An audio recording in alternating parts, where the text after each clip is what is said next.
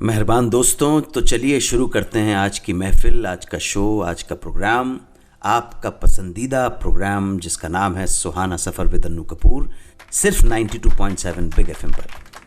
आज की महफिल की एक झलक। आज मैं आपको बताऊंगा कि फिल्म देवी की शूटिंग के दौरान नूतन और संजीव कुमार के बीच ऐसी क्या घटना घट गई जो आज भी एक रहस्य बनी हुई है। आज तक इस घटना की हकीकत सामने नहीं आई है। ये घटना क्या थी, इसका खुलासा करूंगा आज के शो में, और बताऊंगा कि शंकर जयकिशन के शंकर जी की किस बात से इम्प्रेस हो गई थी क्लासिकल गायिका शोभा गुर्टू। साथ साथ आपको बताऊंगा धर्मेंद्र के स्ट्रगल के टाइम की बातें, कितने उतावले थे फिल्म में काम करने के लिए, और इसी उतावलेपन में उन्होंने कैसी कैसी अजीब सी शर्तों में भी काम करना एक्सेप्ट कर लिया।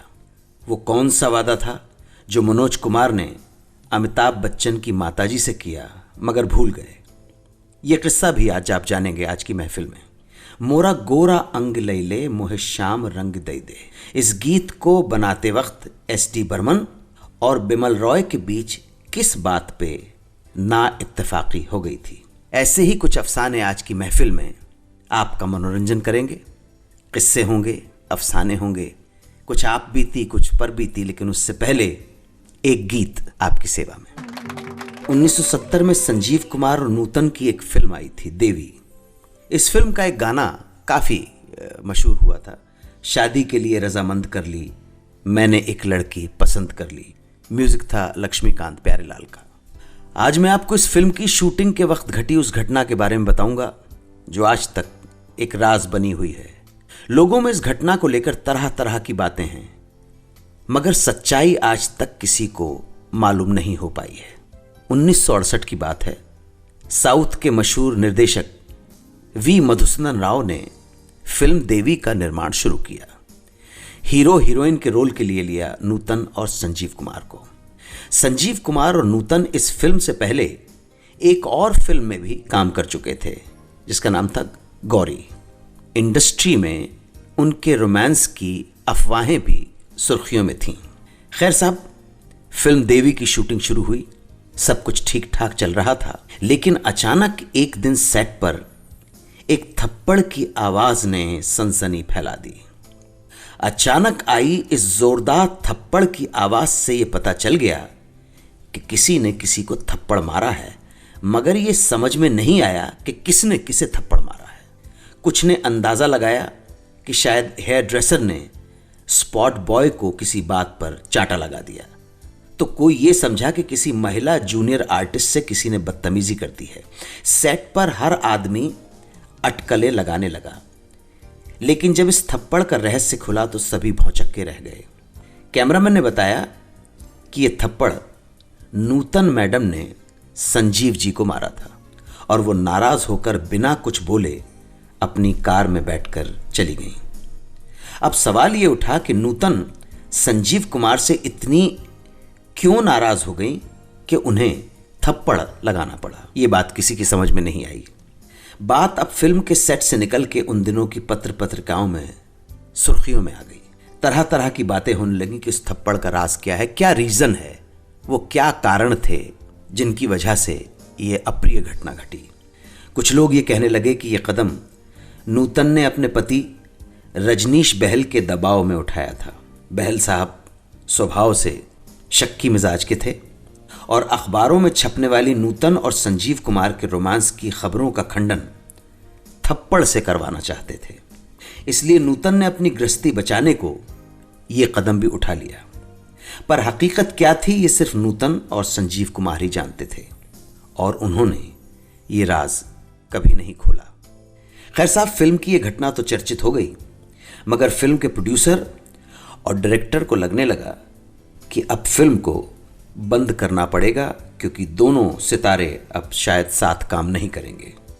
लेकिन ये प्रोड्यूसर और डायरेक्टर का भाग्य कहिए या नूतन और संजीव कुमार का प्रोफेशनलिज्म कि दोनों ने अपने पर्सनल डिफरेंस को एक तरफ रख के फिल्म को बंद होने से बचा लिया। दोनों शूटिंग पर आते थे, लेकिन एक दूसरे से बात नहीं करते थे। बस जब साथ में अगर कोई सीन होता तो अपना अपना काम करते और चले जाते। और इतिहास गवाह है कि इस घटना के बाद दोनों ने फिर कभी भी एक साथ कोई फिल्म नहीं की।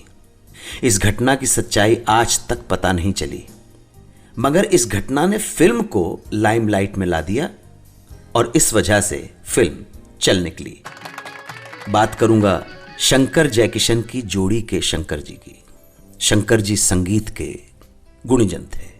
उन्होंने अपने गीतों में कई बार अलग अलग नए नए प्रयोग किए। उनके संगीत के ज्ञान को देखकर बहुत बार संगीत के महारथियों ने तक उनकी प्रशंसा की।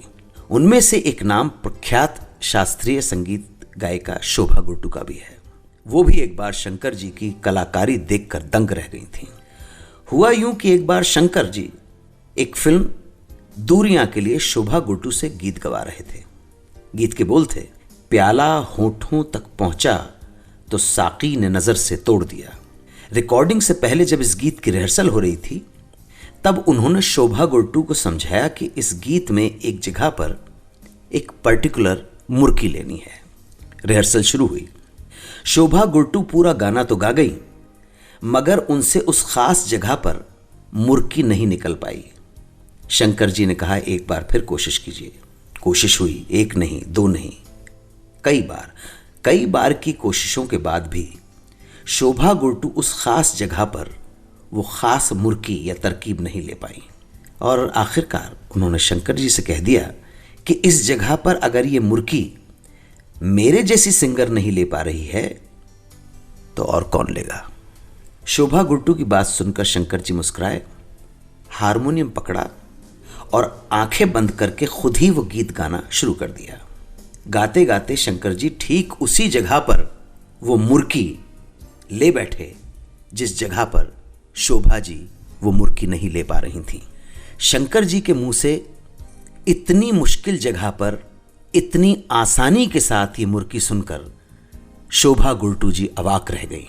उन्हें विश्वास नहीं हुआ कि जिसे वो नहीं कर पा रही थी उस काम को शंकर जी ने इतनी सरलता से, इतनी आसानी से कर दिया। वो शंकर जी से बोली, मान गए शंकर जी, आप सिर्फ संगीतकार ही नहीं हैं, गायकी के भी उस्ताद हैं, गुणी हैं और गुरु आदमी हैं आप।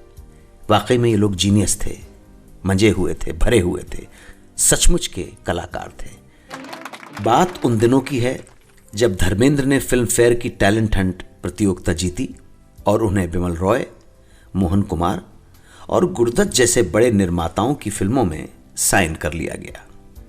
मगर जनाब इन सब फिल्मों को शुरू होने में, इनका टेक ऑफ होने में वक्त लग रहा था, जिस कारण से धर्मेंद्र के मन में हमेशा ये डर लगा रहता था कि अगर ये फिल्में स्टार्ट ना हुई तो फिर फ्यूचर का क्या होगा। इसलिए वो लगातार कोशिश में लगे रहते कि किसी भी शर्त पर कोई भी फिल्म कहीं से भी, किसी भी एंगल से कोई ऑफर आए, उसे स्वीकार कर लूं तो दिल को सुकून मिले। टैलेंट प्रतियोगिता के दौरान धर्मेंद्र की दोस्ती हो गई अर्जुन हिंगोरानी से और अर्जुन हिंगोरानी ने वादा किया कि वो उन्हें अपनी फिल्म में जरूर लेंगे और हुआ भी वही। सबसे पहले अर्जुन हिंगोरानी की फिल्म दिल भी तेरा हम भी तेरे, ये फिल्म शुरू हुई, पर फिल्म के निर्माता बिहारी मसंद ने धर्मेंद्र से एक खास एग्रीमेंट करवाया कि पारिश्रमिक का, प्रोफेशनल फीस का 60% ही दिया जाएगा और साथ ही वो बगैर परमिशन के बाहर की कोई फिल्म नहीं करेंगे और अगर करते हैं तो उन्हें उस बाहर की फिल्म से मिलने वाली राशि का 50% निर्माता बिहारी मसंद को देना होगा। धर्मेंद्र इतने डेस्परेट थे, इतने इम्पेशेंट थे, उतावले हो रहे थे कि वो इस शर्त को भी मानने के लिए तुरंत राजी हो गए। अब शूटिंग शुरू हुई, दिल भी तेरा हम भी तेरे। रमेश सहगल ने अपनी एक फिल्म शोला और शबनम के लिए धर्मेंद्र को ऑफर दिया। रमेश सहगल जी उन दिनों के बहुत बड़े निर्माता निर्देशक थे और काफी फिल्में बना चुके थे, वेल रिस्पेक्टेड फिल्म मेकर माने जाते थे। शहीद बनाई, समाधि, फिर सुबह होगी, कई फिल्में बनाई उन्होंने। धर्मेंद्र जैसे न्यू कमर को रमेश सहगल की फिल्म मिलना बहुत बड़ी बात थी, मगर धर्मेंद्र की किस्मत देखिए कि रमेश सहगल ने भी वही शर्त रखी जो बिहारी मसंद ने रखी थी, यानी कि 60% पारिश्रमिक मिलेगा और बाहर की कोई फिल्म बिना उनकी इजाज़त के साइन नहीं कर सकते हैं, और अगर करते हैं तो इनकम का 50% उन्हें देना होगा। धर्मेंद्र ने उन्हें भी हाँ कर दी। अब जब ये बात उनके दोस्त अर्जुन हिंगोरानी को पता चली तो बुरी तरह चौंक गए। उन्होंने धर्मेंद्र से पूछा कि अगर दोनों प्रोड्यूसर को पता चला कि तुम दूसरी फिल्म कर रहे हो तो इसका अंजाम जानते हो? तो धर्म जी ने दो टूक जवाब दिया, क्या होगा जी अंजाम, दोनों को 50-50% दे देंगे। तो हिंगोरानी साहब ने पूछा कि फिर तेरे पास क्या बचेगा धर्म? धर्मेंद्र ने मुस्कुराते हुए कहा, देखो जी मुझे तो फिल्मों में काम करना है, पैसे नहीं बचेंगे तो भी क्या हुआ, फिल्म तो बनकर रिलीज हो जाएगी। तो धर्म जी का जुनून देखिए, उनका पैशन देखिए फिल्मों में काम करने का। बगैर पैसे के भी फिल्मों में काम करने को राजी थे। आज भी लोग फिल्म इंडस्ट्री के लिए ऐसा ही जुनून रखते हैं, लेकिन कामयाबी, और वो भी धर्मेंद्र जैसी कामयाबी, हर एक को नहीं मिलती है। अब मैं आपको बताऊंगा कि मनोज कुमार ने अमिताभ बच्चन की मां तेजी बच्चन से कौन सा वादा किया था और वो ये वादा कैसे भूल गए। ये उन दिनों की बात है जब अमिताभ बच्चन फिल्मों में किस्मत आजमाने आ गए थे। ये वो समय भी था जब उनकी माताजी तेजी बच्चन दिल्ली में रहा करती थीं और उन्हें फिल्मों से जुड़ा जो भी शख्स मिलता था वो उससे अमिताभ बच्चन की मदद के लिए सिफारिश जरूर किया करती थी। एक बार उनकी मुलाकात मनोज कुमार से एक फंक्शन में हो गई।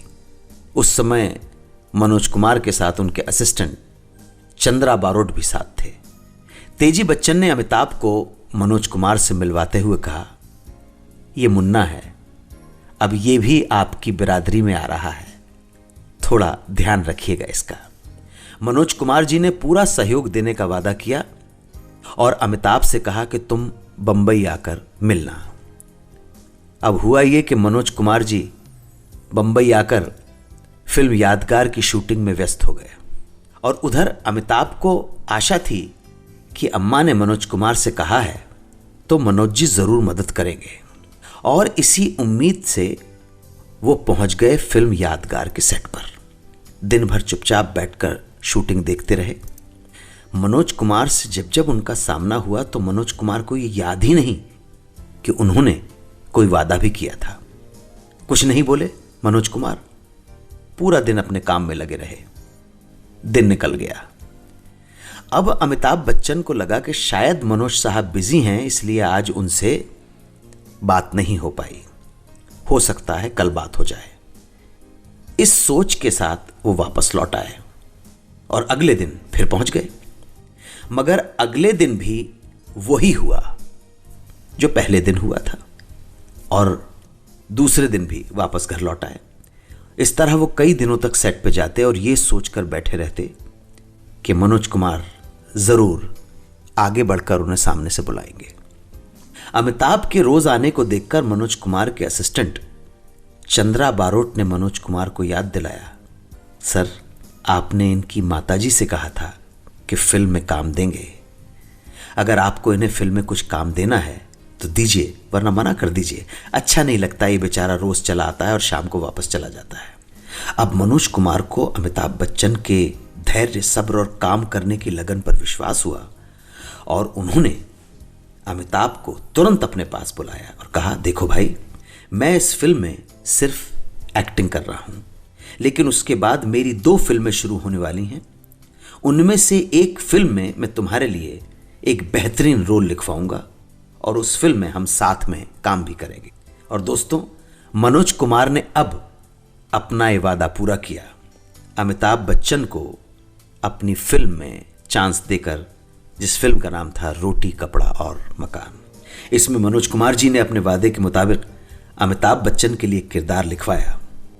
मगर जब तक ये फिल्म रिलीज हुई तब तक अमिताभ बच्चन की आनंद मार्केट में आ गई थी और अमिताभ बच्चन बन गए थे। बंदनी का ये गीत, मोरा गोरा अंग ले ले मोहे शाम रंग दे दे, इस फिल्म के म्यूजिक डायरेक्टर थे एस टी बर्मन।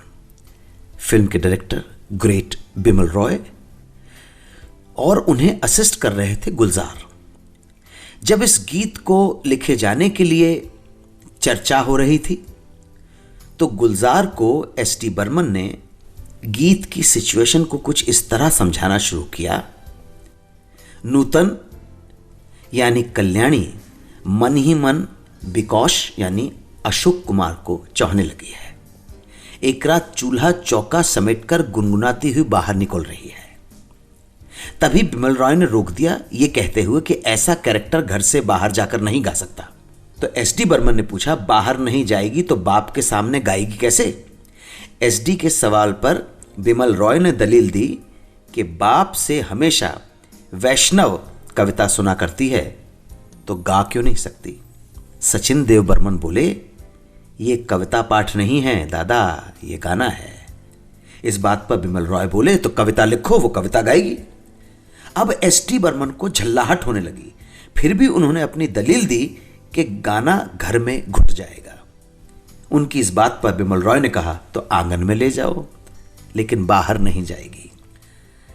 सचिन देव अब इस बात पर अड़ गए कि वो बाहर नहीं जाएगी तो हम भी गाना नहीं बनाएगा। इस तरह थोड़ी देर बहस चलती रही और बाद में दोनों ने डिसाइड किया कि चलो नूतन यानी कल्याणी को घर के आंगन में ले जाते हैं, और तय हो गया कि कल्याणी ये गाना आंगन में ही गाएगी। बिमल रॉय और दादा बर्मन ने गुलजार से बोला कि अब तुम आंगन का गाना लिखो। गुलजार बिमल दा के असिस्टेंट देबू और सरन के पास गए।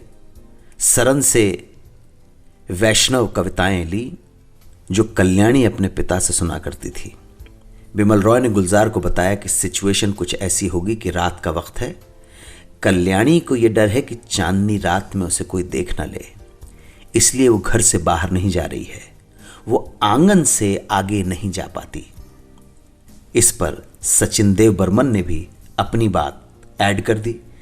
चांदनी रात में भी वो डरती तो है मगर बाहर चली आई है, अब मुड़ मुड़ कर आंगन की तरफ देखती है।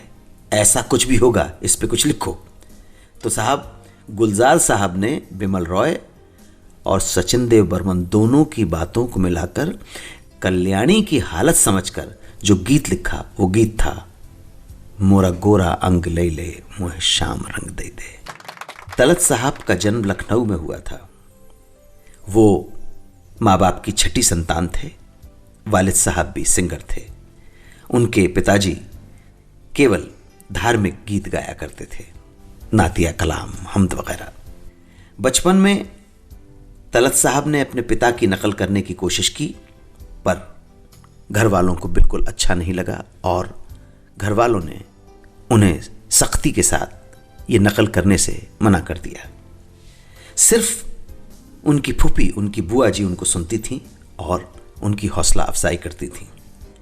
और बुआ जी ने ही जिद पर तलत को संगीत की शिक्षा के लिए मॉरिस कॉलेज ऑफ म्यूजिक में एडमिशन भी दिलवा दी। 16 साल की उम्र में तलत महमूद को रेडियो के लिए गाने का मौका मिला और उनका गीत लखनऊ में बहुत लोकप्रिय हो गया। इत्तेफाक देखिए, रिकॉर्डिंग कंपनी HMV की टीम लखनऊ आई हुई थी और तलत महमूद के 2 गाने रिकॉर्ड किए गए, जिसमें एक गीत था सब दिन एक समान नहीं था। यह गीत बहुत मशहूर हुआ और इसके बाद तलत महमूद ने कलकत्ते का रुख कर लिया। एक गाना था तस्वीर तेरी दिल मेरा बहला न सकेगी। ये गाना बहुत पॉपुलर हुआ और उनके इस एल्बम ने अपने टाइम में सबसे ज़्यादा बिकने वाले एल्बम का नया रिकॉर्ड स्थापित किया। फिर किस्मत और तलत की फिल्मों में गाने की इच्छा उन्हें 1949 में बंबई ले आई, जहां उन्होंने अनिल विश्वास जी के संगीत निर्देशक में आरजू फिल्म के लिए एक गीत गाया। गीत के बोल थे, ए दिल मुझे ऐसी जगह ले चल। ये गीत दिलीप कुमार के लिए गाया था और यहीं से तलत महमूद दिलीप कुमार की आवाज़ भी बन गए। तलत साहब की आवाज़ की मिठास, सादगी और जो हल्की सी लर्जिश थी वही उनकी पहचान बनी। तलत महमूद ने फिल्मों में गज़लों को एक नया मोड़ दिया बेहतरीन गज़लें फिल्मों के लिए गाईं और उन्हें फिल्मी गज़लों का शहंशाह भी माना गया। मुझे उम्मीद है कि हमारे जिस श्रोता ने तलत साहब के बारे में सवाल पूछा था, उनकी जिज्ञासा थोड़ी शांत हो गई। तलत साहब को याद किया, खराज अक़ीदत के तौर पर तलत साहब का गाना ज़रूर सुनाऊंगा, लेकिन उससे पहले आपसे कहना चाहता हूं कि अगर आप हमसे संपर्क करना चाहते हैं तो SMS कीजिए, लिखिए बिग स्पेस सुहाना सफ़र और अपना मैसेज, सवाल, सजेशन जो भी आप भेजना चाहें भेज दीजिए 55454 पर। जय हिंद, वंदे मातरम।